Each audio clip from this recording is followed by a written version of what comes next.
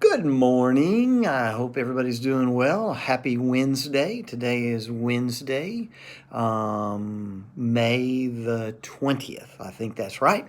But anyway, I hope everybody's day is going really well. It's a happy day because Disney Springs reopens today. So hopefully that means that Disney World won't be far behind.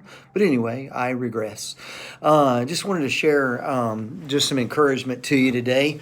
One of my favorite stories that I remember that I heard Pastor Richard Jackson, who growing up was probably my favorite pastor, shared a story, golly, probably, I don't know, 34, maybe 40 years ago, long time ago, but that story really stuck to me. And so I'll try to share that with you without butchering it too much. But it goes back to the Civil War times.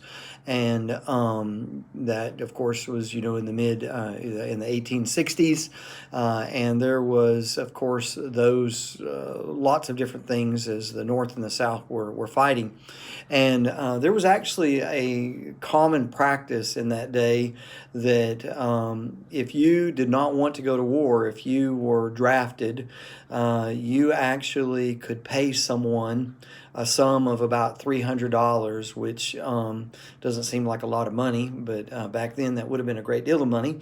And there were two men. There was a man named Mr. Pratt. He was a wealthy man, and he had small children and a wife, and he just did not want to serve because he was concerned. And so he hired a man named Mr. White that agreed to go and serve. And indeed, Mr. White was killed in battle. And about a year later, as they were drafting more people back into the Army to fight, wouldn't you know, Mr. Pratt was actually drafted again. And he went before the magistrate to argue his point that he had indeed already been drafted and had fought for his side in the person of Mr. White, and had indeed sacrificed and given a life.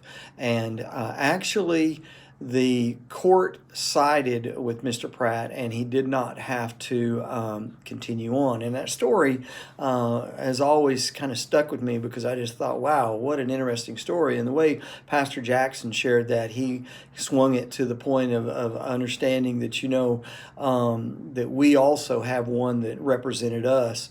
And of course, speaking of Christ, that was willing to go to the cross and pay our penalty and pay our sacrifice. And certainly that's very true. But I also, as I thought about that story over the last week or so, I thought, it's not just our salvation that Christ died for. He also said that he came to give us life and to give it more abundantly. And that idea there is an overflowing life, one that is full of joy. And oftentimes in the life of believers, I think that we forget that we truly were set free from the yoke and the burden of sin and all of those things that come along with this. And I think that a lot of times we don't take advantage of the freedom that Christ won for us. Galatians chapter 5, verse 1 says, "It is for freedom that Christ has set us free. Stand firm then, and do not let yourselves be burdened again by the yoke of slavery."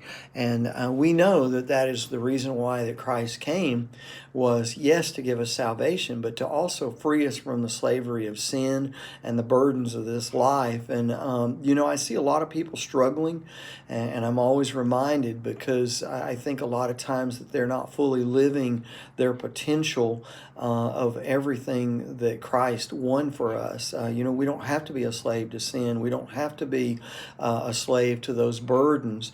And we have everything at our disposal to live joyful. We don't have to live a heartbroken and just discouraged life all the time. And I don't think we take advantage of those things. I think a lot of times we carry the burdens that we were never intended. When I was a boy, I worked across the street from my house. There was what we call the bean factory, and basically they cleaned mung beans. And during the fall, during the spring, May, and June, usually by the end of July, was wheat harvest. And then later into September and October in the fall is when they would harvest the mung beans, which is what mung beans only grow in just a couple of places in the world. And where I grew up was real sandy soil, and they grew really well there. And so what they would do is they would eventually turn those into bean sprouts, I believe. And so those beans would be harvested, they would be cleaned, and they would go through a process. And there was a factory right across the street from where I lived. And it was probably about a half a block long. I don't know, not probably, it seemed like it was 100 yards, but it probably wasn't that far. And on the east side is where the mung beans were cleaned, and then they would fill them into I guess probably 50-pound, but it seemed like 100-pound sacks at the time. They were heavy. And then they would take them into the warehouse, which was, you would probably go maybe 50 yards to the west. And so all day long you would fill those sacks, and then you would take those and you would stack them onto pallets to where they would be loaded up. And I remember working all morning one time. We would fill those, and then you would pick that sack of beans up, and you would walk, and you would carry it, and you would take it. And I remember the guy that was over, came in, and he looked, and he's like, "Why are you carrying those sacks all the way down there?" And I'm like, "Well, what do you mean?" And he looked, and much to my surprise, there was a conveyor belt that ran about the whole length, and you could put those sacks on the conveyor belt, and it would take them the length of the warehouse to wherever you were stacking those, and then you could take it back off, and then you didn't have to carry that for the however many yards it was. And I always remember thinking about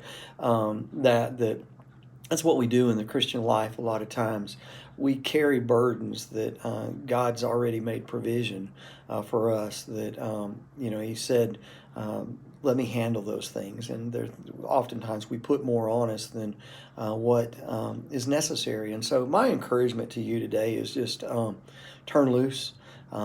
Give the things to the Lord. He can handle them. He's way more prepared. And not only is he prepared, but that's what he wants to do. He wants you to have joy. He wants you to be able to, even in the midst of your greatest trials, he's always making a way for us to have peace and grace, and certainly hope that he gives all of us. Anyway, I hope that's an encouragement to you today. Turn everything over to the Lord. He wants to carry it for you. I love you. Hope that you're doing well. Hope to see some of you Sunday morning at church. And anyway, God's just so wonderful. He's blessing us, and I pray that today is a blessing to you. Love you. Have a great day. Bye-bye.